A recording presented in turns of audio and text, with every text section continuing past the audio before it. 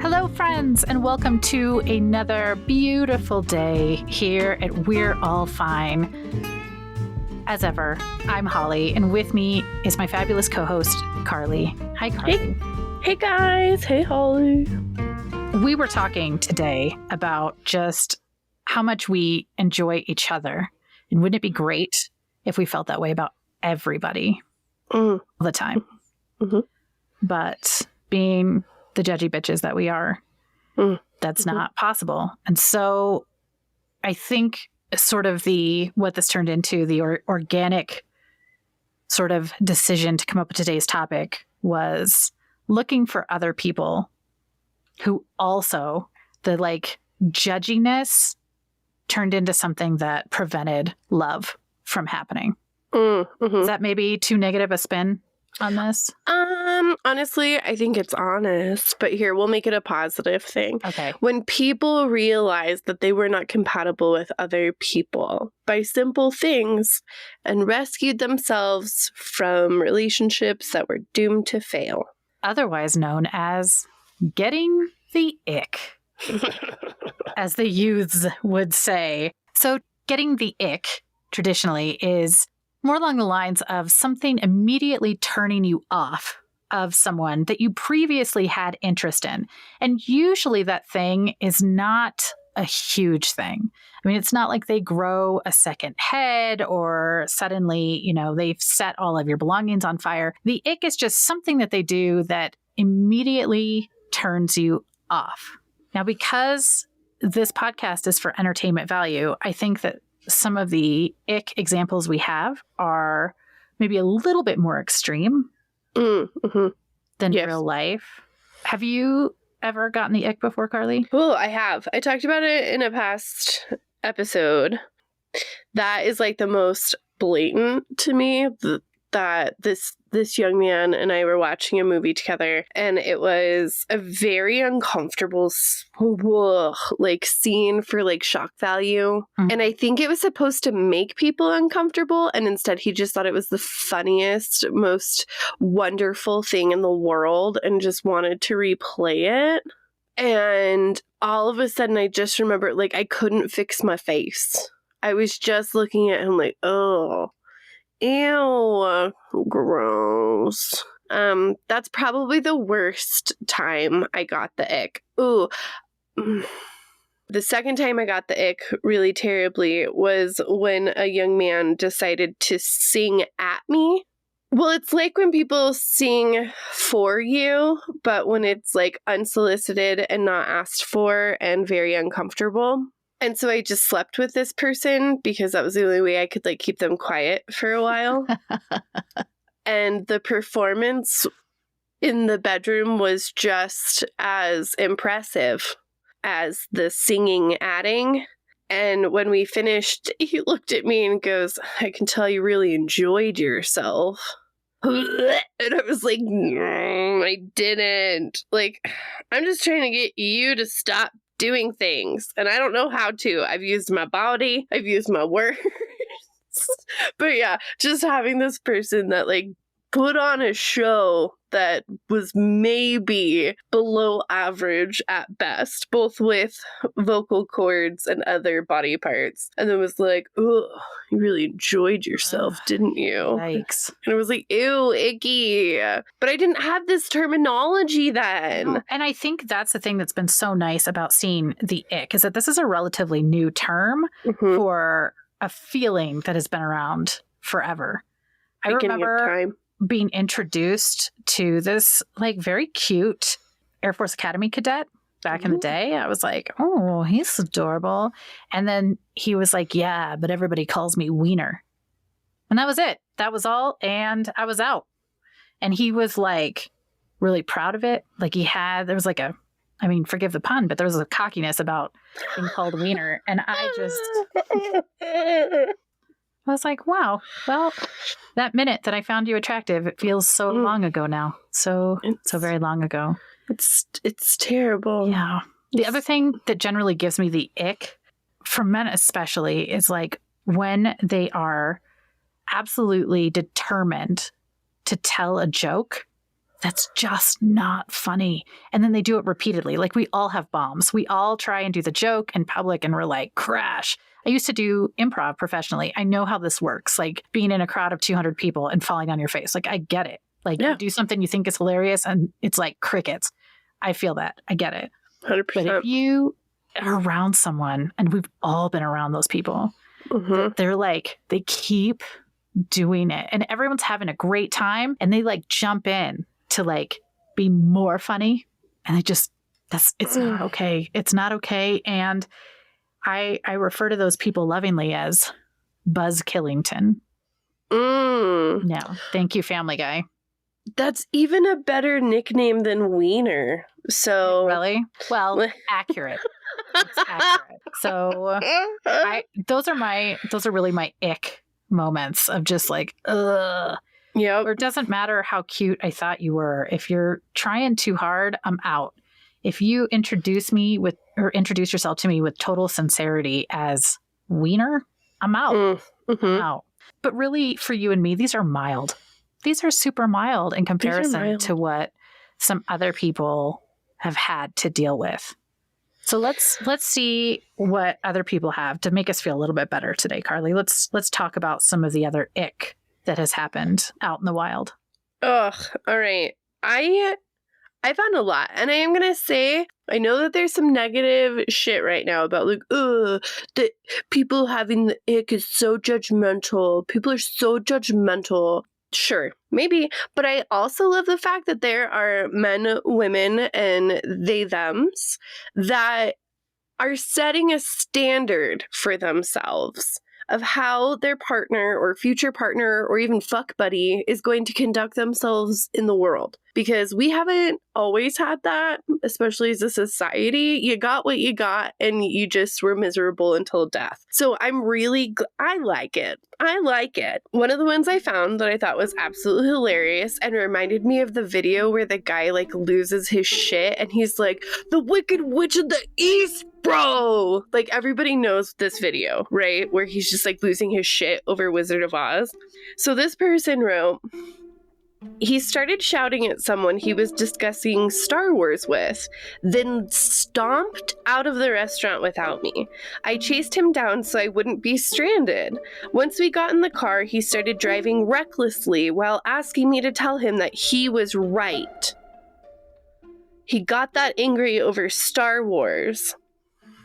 See, I think that this was a dangerous one for you to start with, Carly, because we don't know how many of our listeners are Star Wars fans. And there are a lot of them that are out there probably listening to that being like, fuck right. He absolutely had every right to be upset because when you were that passionate about things. Now, do I feel like there are about 1 million other things in the world to be that upset about? Yeah, I do. Do I feel like there are more pressing issues and perhaps that was a waste of time when there's a cute girl in the car next to you? Yes, I do. Stomping out. As a grown-up, I thought I had lost my ability to stomp around when I'm mad. Like, I cut off that privilege at about like 6 or 7. I was like, oh, can't do that anymore, you know? Maybe I'm just jealous that this guy got to stomp around. Yeah, out of a restaurant. As a woman, we have to go to passive aggression. He got to stomp around. Yeah, he got. That's so funny. The comment under that post is precious with that. It says, and people say women are too emotional to be president. Boom! Mic drop. Suck on that. Suck on it. All right. Well, I do have one, and I thought this was nice because it's from the male perspective. In addition to that, this is how I feel about so much of the like Gen Z shenanigans that I keep hearing. Oh, I can't wait. Okay, here we go. I was dating a girl for a few weeks. She was into earthy things, plants, meditating, yoga, etc. All that stuff was totally cool. It was the way she spoke that made the ick creep up on me. I'd send a quick text to ask how she was feeling or how her day was going. She would respond with, I'm feeling curious, strong, and as if nature needs me today. Or she would say, I've been vibing for 2 days straight. I'm loving it. I don't know why, but that made me want to chew on aluminum foil. Is that like code I've been vibing for 2 days? Is that drugs? I think that's drugs. I've been vibing for 2 days. Like, this bitch has been on a bender. I don't know, Carly. Like, I hear that and I'm just like, yeah. The whole like, I'm feeling curious and connected to the universe. I won't. Nope. Ugh. Listen, I've got a lot of like hippie friends. Yeah. I'm looking at one right now. Hey guys. Hey everybody. Yeah. And they're lovely and amazing and don't make me want to chew on tinfoil. It's true. But if those are the text messages that I'm getting that are being sent to me non-ironically, the like, I'm feeling curious, strong, and as if nature needs me today. God. If that gets sent to me non-ironically, I understand the ick. I get it. You know what nature never fucking needs? Us. Like, to think so highly of yourself. I don't know why that part pissed me off. Like, I'm like, yeah, I got the ick too, friend. Like, because I'm pretty sure she's on drugs. So, like, I'm going to forgive a lot of it. But for her to be like, I feel like nature needs me today. No, nature has never actually, nature needs, like, less of us. Nature needs us to, like, leave her alone. Yeah. Listener like, friends, this is what a true hippie says. Everything else is just bullshit. Now you know. All right, Carly, hit us up with the next one. Okay, so I relate to this person because I've told you my past traumas.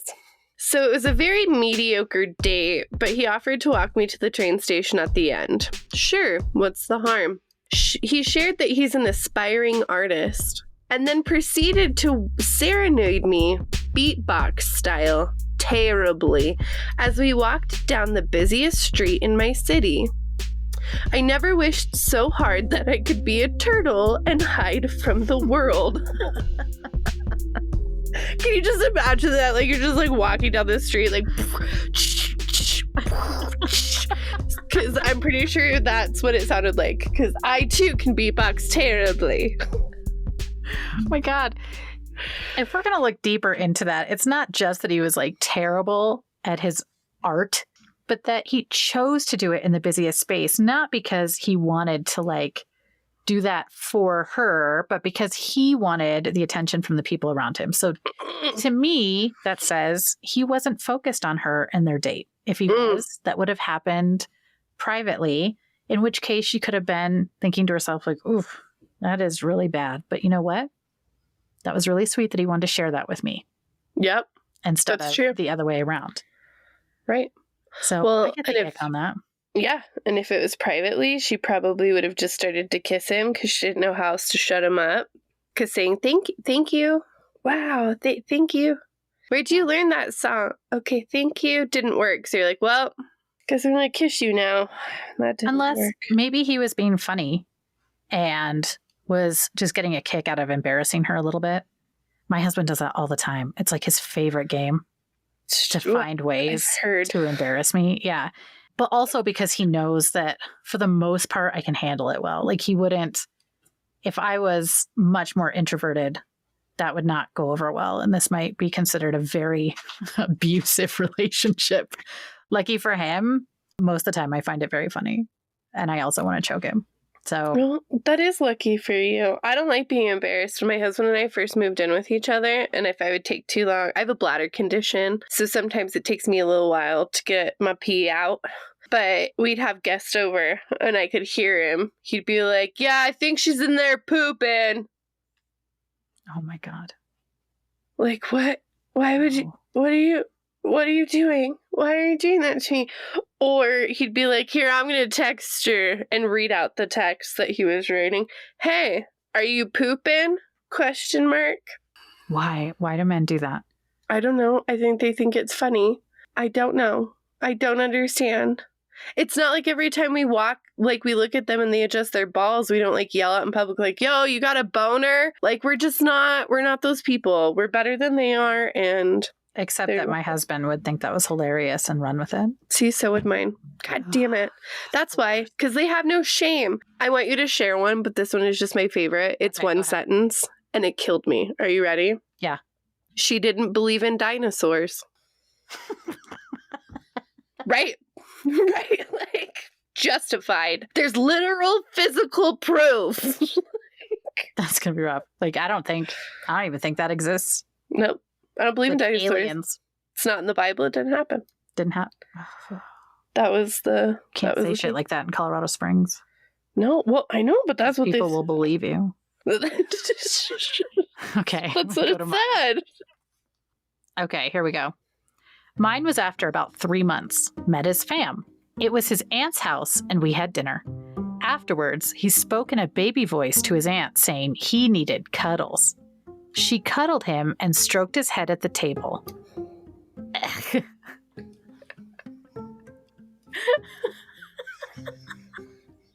I don't like it.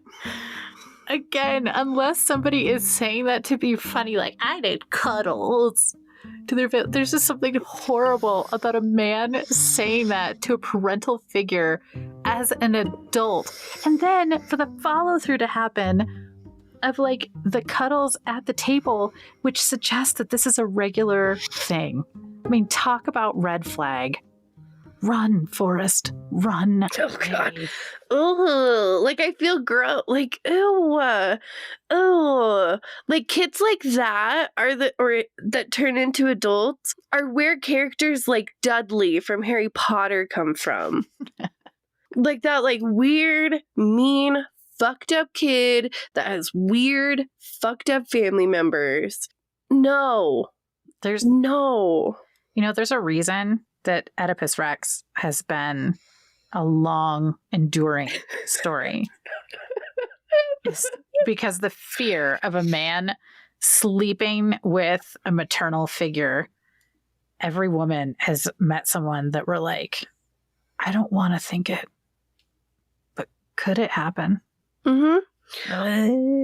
Or even like the emotional incest. I'm gonna go on a tangent really quick. My biggest ick just with people, not romantically, and this is probably gonna piss people off and I'm really sorry, are not mothers of sons. They are the hashtag boy moms. So the people that on like every post are like hashtag boy mom. The moms that like post videos of them and their children, like their son, and they're like, your wife better know that you were mine first. Oh, this is a real thing. Like, this is a real thing. It is a constant trend where it'll be like, I loved him first. Like, gross. It's gross. Or like, he's my little man. He's my little man. Like, no, he's your child. He's your child, and he shouldn't have to. And like, my husband goes and like gets my daughter flowers and will take her on like daddy-daughter days. But I hate like the whole like, my husband's gonna teach my daughter how a husband should treat her. How about your husband treats your child the way that a daddy should treat their child? And then let that little girl learn that her self-worth is high enough to be treated well by everyone. But your husband doesn't need to be taking her to purity balls. He doesn't need to be like making sure she has a fancy dress to go eat ice cream while he holds the door. Like, fucking gross. Like, you don't date your kids. You don't hashtag boy mom. I loved him first. It's fucking gross. That's my biggest ick in the whole world. Sorry, thank you. Whew, that felt really good. Normally I have therapy on Tuesdays, but I gotta wait until Friday this week, so that felt really nice. That was solid. There's a lot of passion coming out in that one. That was really good. I was with you on that one. Like, it's gross. But yeah, that's my biggest human being ick. This one's kind of long. Okay. But I think it's really funny. My ex towards the end of our relationship was putting a single flower on the car window of an attractive new neighbor in our complex. He was even leaving an occasional note about how pretty she was and that he'd like to meet her. Apparently, he did it a few times too many, and the woman was having none of it and went to the police. Law enforcement showed up at his public service job to have a talk with him. He was so upset he came home to tell me the story to get sympathy. I was like, No. And he was warned if he did it again, he would be arrested because it was gross and predatory. We broke up a week later. Okay, go back. I think I missed. What are these notes? So this dude and his girlfriend live in an apartment complex, and the boyfriend, still in a relationship at this time, is like leaving single roses on her windshield of her car and leaving notes about how pretty she is and leaving notes about how badly he wanted to meet her. That's what I'm confused about. But he's got a girlfriend? Yeah, he got a girlfriend and was doing this. And then the lady evidently turned him in and he got like a warning. And he went home to tell his girlfriend, like, yeah, I was just leaving her flowers, telling her how pretty she is and that I wanted to meet her. And she went to the cops on me, girlfriend. That's where I got confused. I think it was when you said he went to his girlfriend, I'm assuming for sympathy. Mm-hmm. Because he got in trouble with law enforcement for potential stalking of a neighbor. Did he think that his girlfriend was going to be like, oh, babe, that sucks. People don't understand you. You're the best. I mean, somebody who thinks it's appropriate to like write notes to strangers about how pretty they are probably thought that sympathy and empathy were going to be two things that his partner could provide. Cognitive dissonance, man, like it's a real thing. Like just going through life, being fucked up. Oh my God. Well, since we are going down this path of major ick, like super duper ick, let me give you, I was saving this one. This one's tops. You ready for this? I don't know. Hold on. Yeah, I am. I'm ready. This one's an ultimate ick. Okay. I'm so nervous. All right. I went on a few dates with a guy who was a police officer. He was nice. Looked quite different from his pictures, but still okay enough. We had some drinks, and he started asking me if I'd still like him if he had a weird fetish. I'm usually very open-minded, so I say, well, probably, but what is it? He told me he had a foreskin fetish. At first, I was confused. I didn't really understand, so naturally I asked him more about it. He wanted someone to tug on it and nibble on it and massage it. LOL, I guess it's not super weird, but he would get so insistent on me doing it to him. And let's keep in mind, we actually had not been intimate at all at this point, and never were after this point. But we texted for a bit and he'd slip in these comments. I just ended up letting things trail off.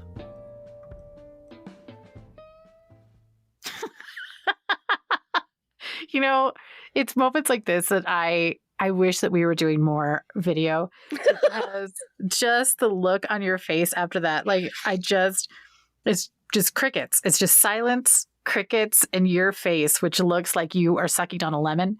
It's pretty joyful. Okay. I'll preface.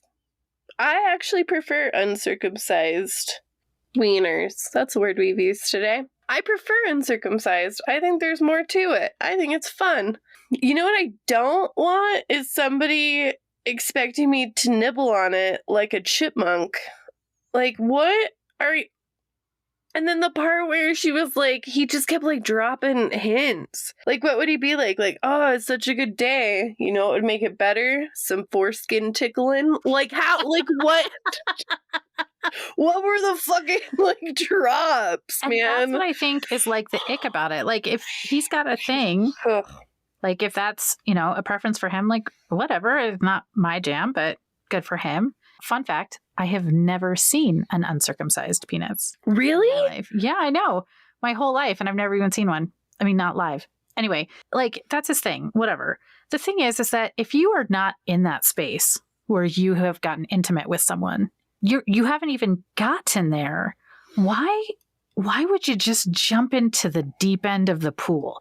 Like, if we're on a date and we're just testing the temperature, why would you just throw someone into the deep end with, also, I have a foreskin fetish?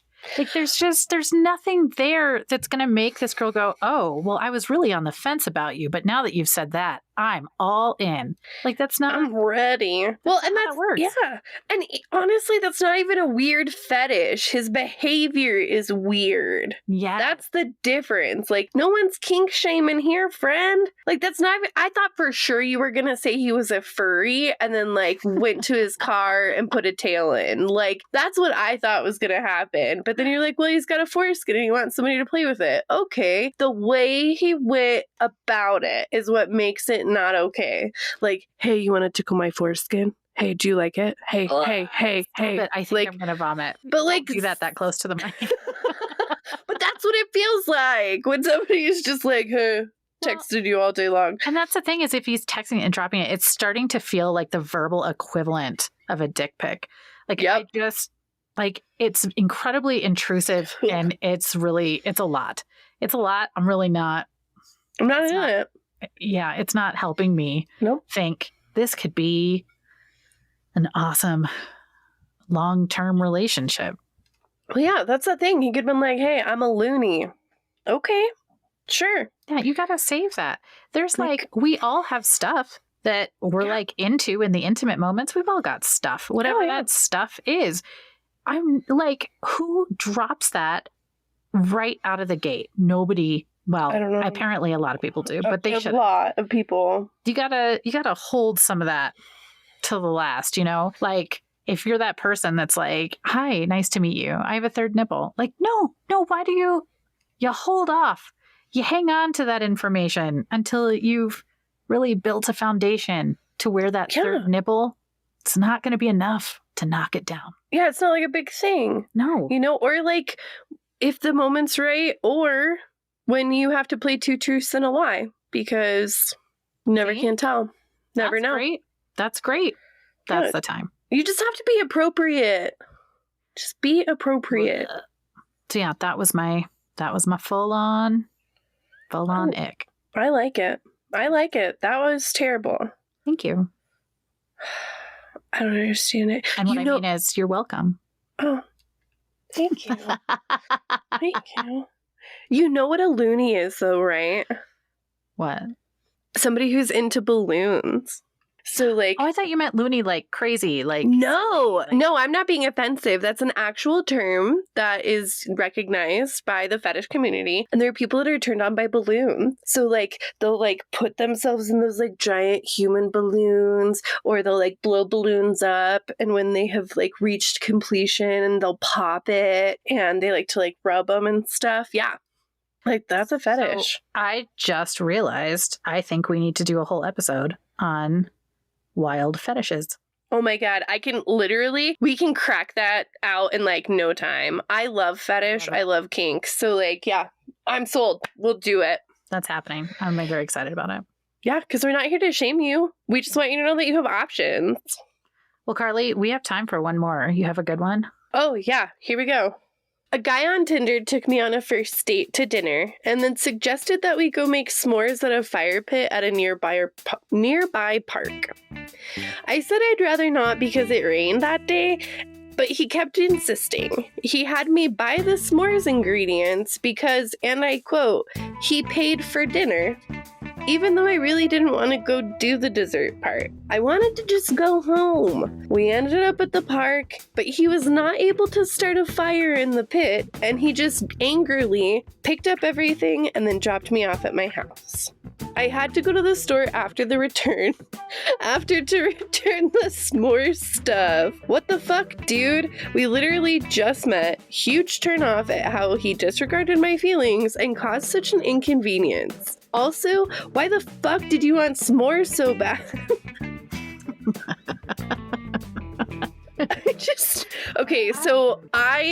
Here's my question with that one. I feel like the person was in a trench coat, and if she had opened the trench coat, it was going to be 3 kids standing on top of each other. Like, very BoJack Horseman, you know? Like, hey, this was a lovely date that adults do. Let's go to the park and get some s'mores, you know? I love that somehow they all have a transatlantic accent as well from like the 1940s. Did you not know that when this is a really fabulous date. Let's go ahead and head to the park. Why don't you grab the s'mores since I already paid for dinner? I'm sorry. I thought you knew that the minute that you put a trench coat on and you try to be fancy, that's what happens. Oh my God. Like, it doesn't make sense otherwise, though, right? Like, no grown-up is like, you want to make some fucking s'mores? We're going to make some s'mores. This is a great date. I bought it. I paid for it. Let's go over to Safeway. You're going to pick up a bunch of stuff for s'mores. We're going to do it. And then he didn't know how to start a fire. You know what? I think maybe he had been feeling vibration for a couple of days now. That's what I think. See, it's totally code for drugs. It is. You can't convince me otherwise. I believe that. Well, guys, thanks for joining us. There's so much ick. We'll have to do another ick episode because there's just so much. But hopefully this gave you a little bit of a laugh today. If you liked it, go on to Apple and rate and review us. Leave us some nice words. We'd really appreciate that. You can check us out anywhere online. Say hi. We'd love to see that as well. Remember, no matter how bad it is out there, no matter how gross and icky that date may be, just remember, we're all fine. All right, guys, have a great week. We love you. Bye.